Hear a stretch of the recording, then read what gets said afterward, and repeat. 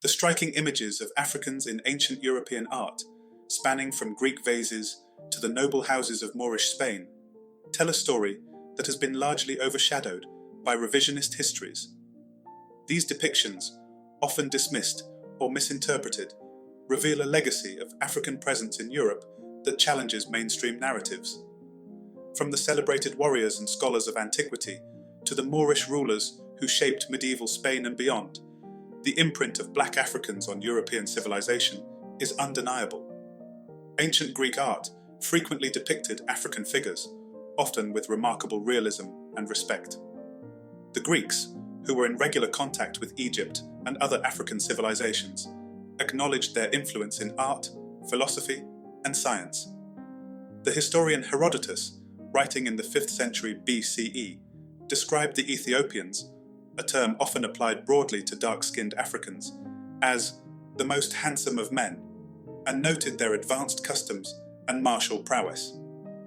Greek vases and sculptures depict African individuals as warriors, traders, and diplomats, indicating their integrated presence in the Mediterranean world. The famous Ethiopian archer, depicted in Greek pottery, is just one of many examples highlighting African military and cultural roles in antiquity. As we move forward in time, the African presence in Europe becomes even more pronounced with the rise of the Moors. The term Moor itself is derived from the Latin morus, meaning dark or black, and historically referred to the African populations that conquered and ruled vast territories in Spain, Portugal, and Europe. By the 8th century, the Moors had established a powerful civilization in Al-Andalus, one that would become the intellectual and cultural beacon of Europe. British historian Basil Davidson, a preeminent scholar of African history, declared that, throughout the continent of Europe, there were no lands in the 8th century AD that were more admired by its neighbours, or more comfortable to live in, than a rich African civilization which took shape in Spain. The Moors introduced advancements in multiple fields that laid the groundwork for Europe's Renaissance. They established vast libraries, such as the one in Cordoba, that housed hundreds of thousands of manuscripts at a time when much of Europe lacked even a single public library. The introduction of Arabic numerals replaced the cumbersome Roman numeral system, facilitating developments in mathematics and commerce. Innovations such as the astrolabe, used for celestial navigation, and the compass, brought from China by the Moors, revolutionized European exploration and maritime dominance. The medical texts of figures like Al-Zahrawi, Abul-Qasis, influenced European surgery for centuries, and Moorish philosophers such as Ibn Rushd, Averroes, played a crucial role in preserving and transmitting classical knowledge back to Europe. The economic and agricultural transformations introduced by the Moors were equally profound. They brought new crops such as oranges, lemons, peaches, apricots, figs, sugarcane, dates, ginger, and pomegranates, as well as saffron, cotton, silk, and rice, many of which remain staple products of Spain and southern Europe to this day. Advanced irrigation systems, such as canats and acequias, revolutionized European agriculture, making regions like Andalusia fertile and prosperous. Portugal also felt the imprint of the Moors, who ruled over what is now its capital, Lisbon, then called Lisbona, for centuries. The very name of the Iberian Peninsula itself bears witness to its Moorish past, and the architectural grandeur left behind in cities like Seville, Cordoba, and Granada remain some of the most stunning remnants of African rule in Europe. The intricate tile work, geometric patterns, and horseshoe arches that define Spanish architecture owe much to Moorish influence. Despite their monumental contributions, the Moors faced increasing resistance as European kingdoms consolidated power. The gradual Christian reconquest, known as the Reconquista, eroded Moorish control over centuries. The final blow came in 1492, when the last Moorish stronghold, Granada, fell to the Catholic monarchs Ferdinand and Isabella. The act of capitulation marked the end of nearly 800 years of African rule in Spain. but the cultural and intellectual influence of the Moors continued to reverberate across Europe. The legacy of the Moors did not disappear with their departure.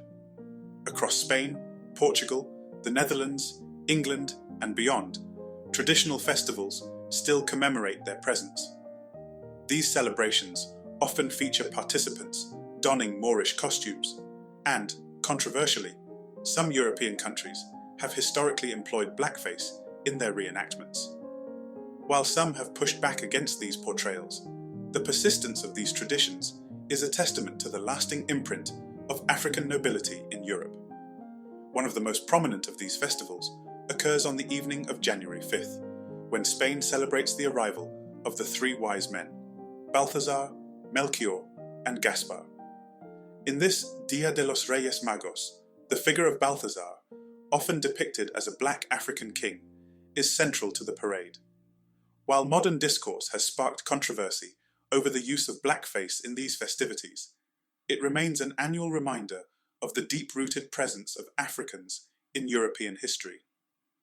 Beyond these festivals, another enduring testament to the African presence in Europe is the vast number of aristocratic family crests bearing distinctly African imagery. These heraldic symbols, found in the lineage of noble European houses, depict African figures as ancestors of distinguished families. The visual evidence on these crests suggests a long history of intermingling between African and European elites, a reality often omitted from popular historical discourse, according to Goodwin, in his 1957 work titled Africa in Europe. The scholarly tradition of the Moors was not isolated. It was deeply rooted in the knowledge systems of West Africa. The great empires of Ghana, Mali, and Songhai had long established centers of learning, such as Timbuktu, Gao, and Djenné, where scholars gathered to study and debate science, philosophy, and mathematics. These centers were critical in maintaining and advancing knowledge that would later influence European intellectual traditions. In conclusion, the African imprint on Europe is undeniable, despite centuries of historical revisionism and erasure. From the artistic depictions in Greek and medieval European art to the Moorish reign over Spain, Africa's contributions to European civilization were vast and transformative. The echoes of this history remain visible today in architecture, science, heraldry, and cultural traditions that persist across the continent. It is imperative that this legacy is acknowledged and studied further to provide a more comprehensive and accurate understanding of Europe's true historical tapestry. Thanks for watching this episode. Do remember to like, comment, subscribe, and share, and look out for the next one on Africa's great civilization.